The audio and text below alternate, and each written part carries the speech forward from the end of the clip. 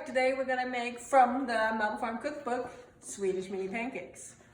So we're gonna need 3 eggs for this, but my chickens lay the smallest eggs, so I'm gonna go ahead and use 4. I'm gonna crack them directly into my blender.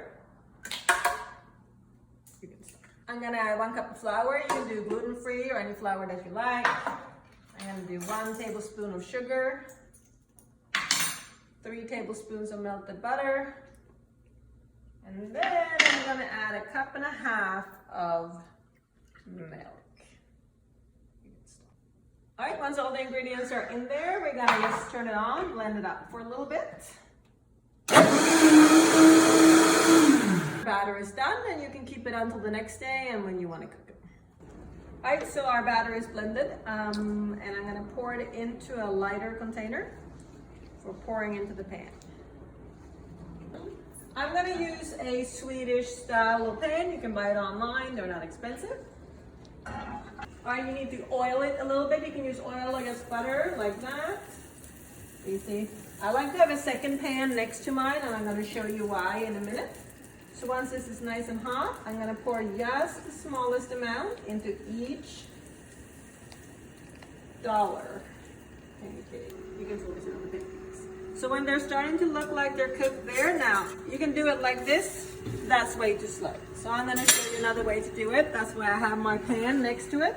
So when these are basically cooked, we're just gonna flip this over, just like that. And then when I'm flipping this over, I'm gonna start another batch because we're gonna make a lot of Swedish pancakes. On the second side, we're gonna just move them over. And then we'll start to work rather quickly. And then this one will be ready to flip as well.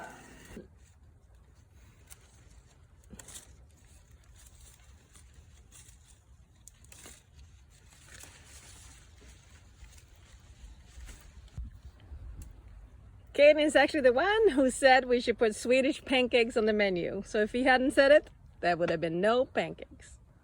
So we got our wine grapes. Never made wine. It's on the list of things to do. Not sure we're gonna get there. But we're gonna use them for our Swedish pancakes today because Kaden likes them a lot. I'm gonna make a super heavy, simple syrup. So I'm gonna do over a double boiler like that. 1 cup of sugar, 2 my berries, and then just a little splash of water. And then I'm gonna put the lid on and I'm gonna let it simmer just for a couple of minutes. All right, you see it's starting to boil, it's bubbling up, getting hot. The sugar is dissolved. I don't want it to cook very long because I want the berries to stay whole. This is a great recipe for cranberries as well. I'm gonna add a little herbs to mine, a little rosemary, but you don't have to do that. And then we'll let it be and we're gonna let it cool down. All right, the great thing with the Swedish pancakes is you can actually make a lot of them ahead of time, and you can heat them up either in the oven or in the microwave. They can also be frozen. So to serve them, we're gonna make little stacks of pancakes. We're gonna add our grapes in syrup, but you could have cranberries or any berry. We're gonna add a couple of strawberries, some whipped cream, and a little bit of powdered sugar. Ah!